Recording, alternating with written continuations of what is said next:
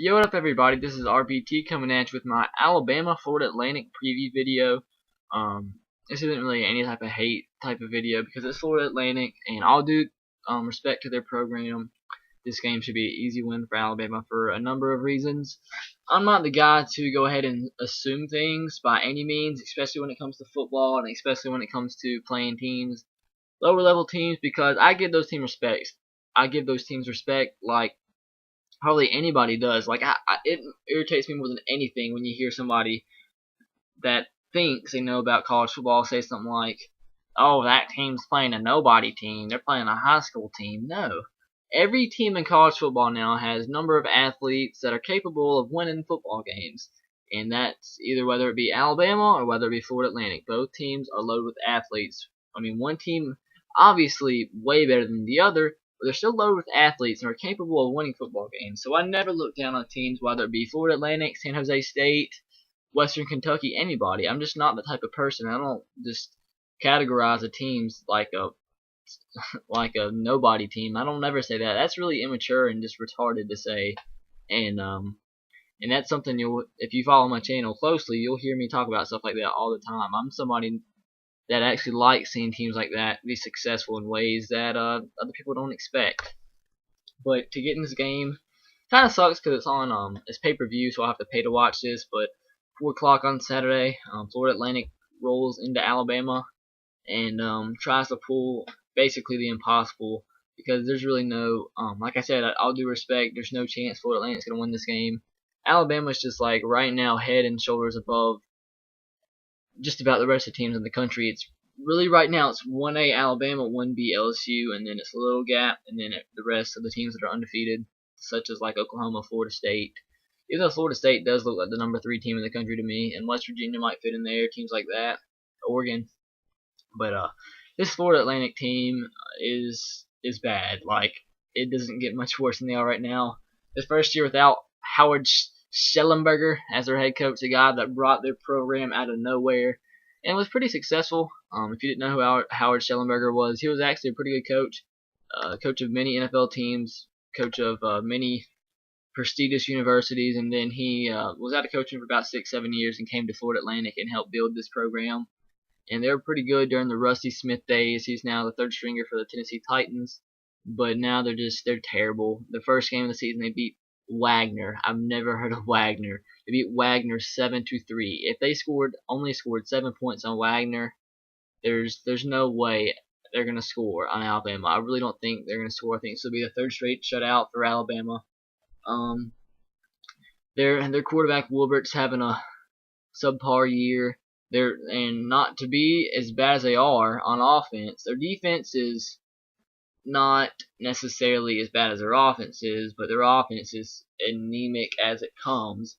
And their wide receiver that actually had a decent game last game against Georgia is out this week, so that makes it even worse for Florida Atlantic. But this is a game I see Alabama trying to build the depth going into the long stretch of SEC play. After this game, we have one other out of conference game, which is like the second to last week of the regular season. The week before Auburn, we play Western Carolina.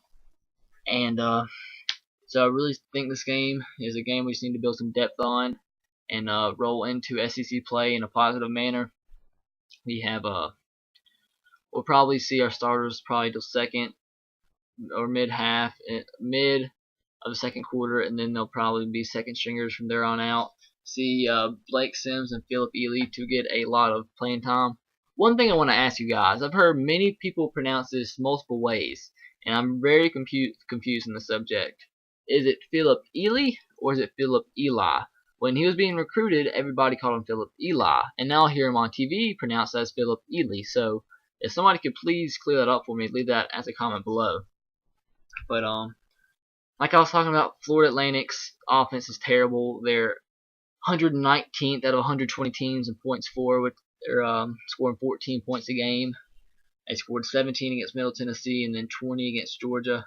And that's kind of funny how they score the most points all year on Georgia. But of course, I was probably against Georgia's 2nd and 3rd stringers. But 89th in the country with 131 yards a game, 98th in the country with 200 yards passing, and give up 30 points a game. So Like I said, I don't like to rule teams out, giving them a 0% chance, but in this game, I really do give Florida Atlantic a 0% chance of winning this game. Alabama should have no chance. Like I said, they're the best team in the country right now, right there with LSU. There'll be another game of the century right there coming up in November. But there's not too much to say about this game other than this will be a game to build depth and see. Like I said, Blake Sims will get a lot of time. Expect Kenyon Drake to get some time at running back. The freshman that wasn't highly touted as T.J. Yeldon, but is looking really good early on. T.J. Yeldon will get some carries. So will Eddie Lacy.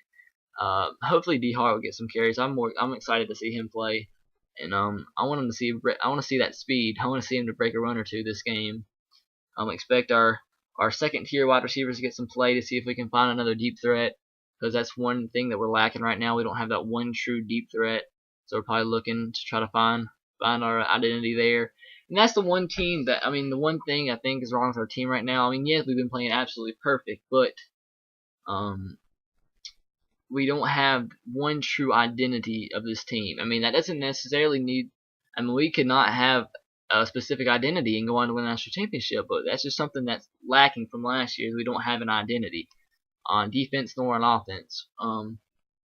But so far, throughout our first 3 games, the team to play us the best so far is Western Kentucky for sure. They sacked us 6 times. I don't know if that's more of us looking toward the Arkansas game, or if Western Kentucky was just that good. Western Kentucky beat Kentucky last week in overtime.